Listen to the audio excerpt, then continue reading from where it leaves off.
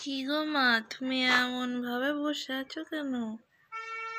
এই যে বসে থেকে কোমরটা ব্যথা করছে, তাই এইভাবে করছি, কি জানিস তো। করছো?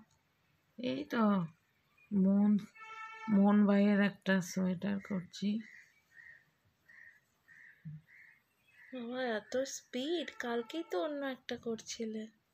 হ্যাঁ, করি, ভালো লাগে করতে। এটাই যে দীর্ঘক্ষণ বসে থাকতে থাকতে কোমরটা যন্ত্রণা করে, এটাই, আর কিছু না। ভালোই লাগে, সময়টাও কাটে। কি দরকার খুনসুটি করা, পাশের বাড়ির লোকের সঙ্গে গল্প আলাপ, ওগুলো আমার ভালো লাগে না। এটা একটা ভালো কালচার।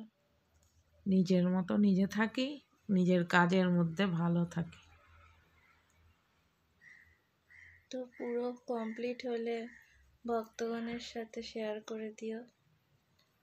সে তো মন শোনা পড়বে, সেটা তো শেয়ার করতেই হবে। আর ভক্তগণ, তোমাদের মনে কি একটু ভক্তি শ্রদ্ধা নেই? একটু তো রাধে রাধে বলতে পারো, খালি দেখে দেখে চলে যাও।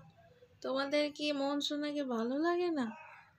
হ্যাঁ, মোহন সোনার এই ছোট্ট আবদারটা একটু রাখো, রাধে রাধে বলো।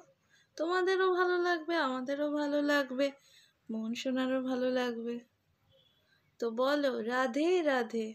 রাধে রাধে, রাধে রাধে। রাধে রাধে।